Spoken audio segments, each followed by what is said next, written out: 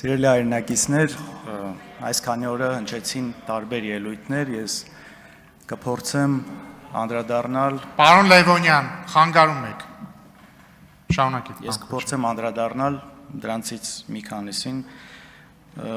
անճշտություններին։ Տեսեք, Ռուբեն Ռուբինյանը ելույթի ժամանակ խոսեց, երբ որ ինքը 18 տարեկան էր, կարծես իմ այս անարդարությունների, ապօրինությունների դեմ պատասխանի հետ կապված, հիշեց իր հոր դեպքը, երբ որ նա 18 տարեկանը չկարողացավ նշել հոր հետ։ Ես ինքս փորձեցի նայել այդ դեպքը իրականում մարտի 3-ից մինչև, եթե չեմ սխալվում, մայիսի 13-ը ձեր հայրը գտնվել է անազատության մեջ ու մայիսի 13-ին դատախազությունը ինքն է հետ վերցրել, հետո հետագայում ենթադրում գործը կարճվել է։ Մի հարց ինձ հետաքրքիր է, բաց աղբյուրներում չկարողացա գտնել։ Դուք կարող եք իմանալ ով էր դատավորը, ով կալանք տվել է։ Չեք հիշում։ Հետաքրքիր է ուղղակի, եթե ճշտեք, խնդրում եմ հետո ասեք, էլ ինձ իսկապես հետաքրքիր է։ Կփորձեմ։ Լավ, շարունակենք։ Գիտեք, իսկապես հնարավոր է նաև խոսվեց մի քանի հոգի այստեղ խոսեցին նաև այսպես անընդհատ, երբ որ փորձում են մեզ հակադարձել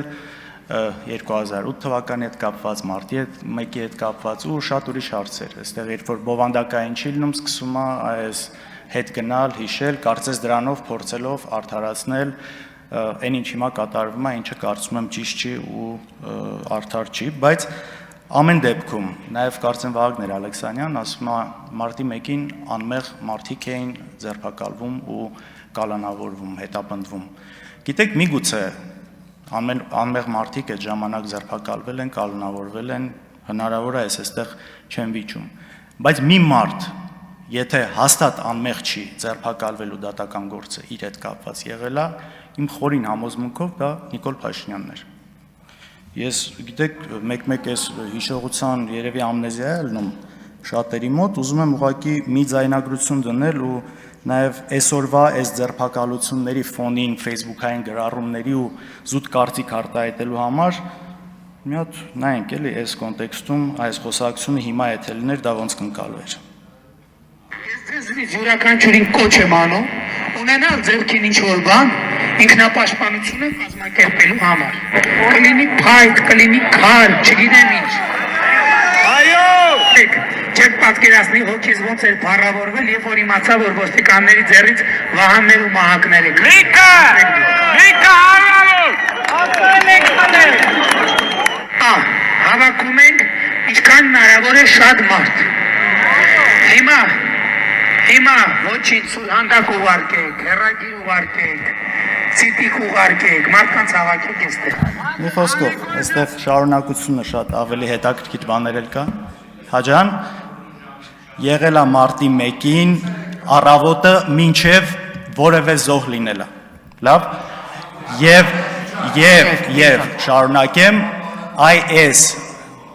հնարավոր է, ժողովուրդ, հնարավոր է, իրականում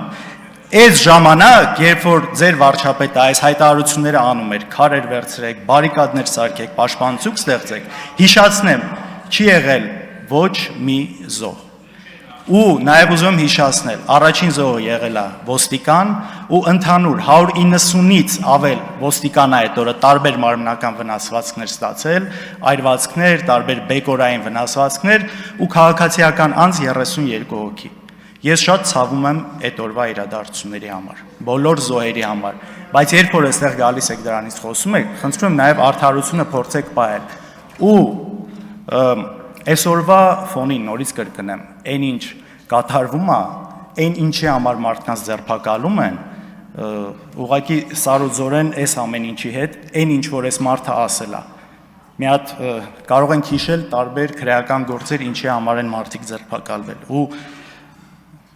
նաև անդրադառնամ մի քանի ուրիշ հարցի։ Բարեկիրթության մասով, գիտեք, իմ խորին համոզմամբ բարեկիրթ կամ լինում են կամ չեն լինում։ Մարդ չի կարող այստեղ լինել բարեկիրթ, սրանից դուրս չլինել բարեկիրթ։ Երբ որ դուք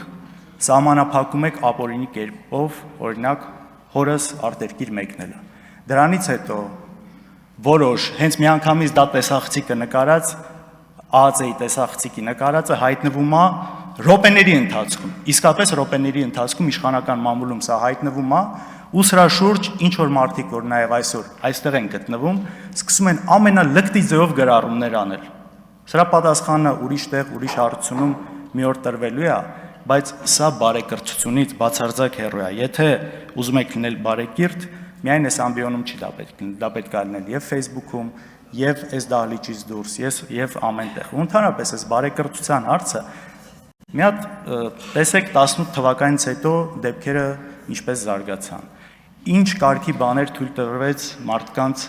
հասցեին, ինչ կարգի արտահայտություններ, ինչ կարգի լկտիություններ։ Ու այս ամեն ինչից հետո գալ այստեղ խոսալ բարեկրթությունից, կարծում եմ առնվազն ազնիվ չեք։ Ալխազ Ղազարեն օրինակ ասում է, երբ որ մենք խոսում ենք ընտրություններ կեղծելուց այս ընթացքում ու ամենայսպես ցցում բանը իհարկե Բարգավաճ Հայաստանի մանդատները կոնկրետ գողանալն է եղել, ասում է, լավ ժողովուրդ, ասում է, մեզ մեղադրում եք, որ ընտրություն ենք կեղծել, բայց 49% ենք տարել, նաև ասում եք 50-ից ավել չենք տարել։ Եթե կեղծող ենք, ասում է, մի քիչ էլ ավել կկեղծեինք, էլի 50 կլինենք։ Դուք Հայաստանի 30 տարվա գրեթե բոլոր ընտրությունները համարում եք կեղծված, եթե չեմ սխալվում։ Օրինակ 2003 թվականին հայրս ընտրություններին տարել էր 49% ձայն Ստեփան Դեմիրճյանի հետ։ Հիմա այս նույն տրամաբանությունը մի դեպքում աշխատում է, մյուս դեպքում չի աշխատում, ո՞նց է, էլի։ Կարելի է չէ նույն բանը ասել։ Էդուարդ Աղաջանյան, դուք ասում եք, եթե երբ որ ես խոսում եմ, իրավացիորեն նաև անցած սխալներից ընդունում եմ որոշ բաներ կարող է համաձայն չլինեմ, ասում եք, եթե ուզում եք տարանջատվել, գնահատական տվեք ինչ որ նման բաներ։ Տվեք ու նաև ասում եք, ինչքան էլ մենք վատ լինենք, ձեզնից վատը չենք լինելու։ Գիտեք, նախ տարանջատվելու խնդիր չկա, կա միայն մեծ հպարտություն բոլոր սխալներով հանդերձ։ Միայն մեծ հպարտություն։ Դե տնտեսական ցուցանիշների առումով միջինը երկնիշ տնտեսական աճ 10 տարվա ընթացքում։ Ու թե ամենակարևորը խաղաղության ու անվտանգության առումով։ Տեսեք, Քոչարյանի 10 տարիներին խաղաղություն կար, Արցախ կար, Նիկոլ Փաշինյանի ժամանակ չկա։ Չկա, պարզա, չէ։ Այս առումով ու մեկ էլ որ այստեղ գալիս եք տարբեր այսպես մեղադրանքներ հնչեցվում, նաև բարեկրթության էլի այս անկյան տակ շատ վատ է, որ մարդ գալիս է իմանալով, որ մի բան բոլորը կարող են սխալվել, բայց երբ որ գիտի հստակ սուտ է խոսում մի բան ու գալիս խոսում։ Օրինակ, իմ հետ կապված, չգիտեմ, թիկնապահներով կամ ինչ որ հաղորդումների ժամանակ հաստավից ինչ որ մարդկանցով է քայլում։ Նույն բան կա։ Օրինակ, Էդուարդ Աղաջանյանի ավագ քրոջը ես ճանաչում եմ, փոքր տարիքում նաև մտերմություն ա եղել, ընդհանուր շրջապատ ա եղել։ Ինձ երբևէ տեսել է նույն այն ժամանակ թիկնապահով կամ մնացածով։ Կամ ինձ բոլորը այստեղ տեսնում եք, թե գալուց, թե գնալուց, թե տարբեր տեղեր։ Ու գալ այստեղ այդ միտքը ասել, ինչ է էլի սա։ Նաև արհեստական բանականության հետ կապված այստեղ քննարկում եղավ, ինչքան անթույլատրելի է դա անելը, համաձայն եմ, բայց դուք այստեղ գալիս եք, միացնում եք մի ձայնագրություն, իբր հայրս զանգել է Ռուսաստանի նախագահային,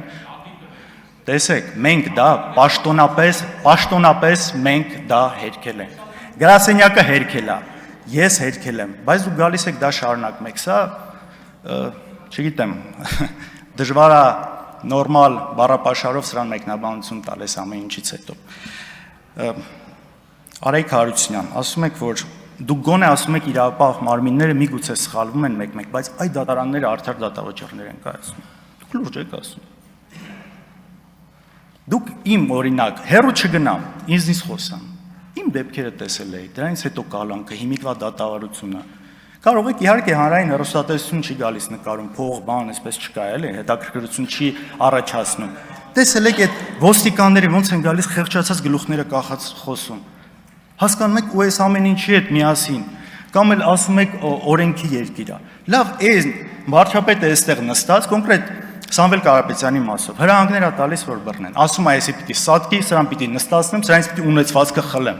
Ժողովուրդ, սա որ մի ժողովրդական երկրի տրամաբանության մեջ է տեղավորվում։ Լավ, գժի տեղ եք դնում այստեղ մարդկանց։ Չի կարելի, հասկանում եք, չի կարելի այս ամեն ինչին։ Իսկ մնացած այլ թեմաների հետաքրքիր ուղղակի ելույթը վերջանում է, երևի էլի առիթ կլինի կանդրադառնամ էլի մեղադրանքներին, որ հնչել է։ Շնորհակալություն։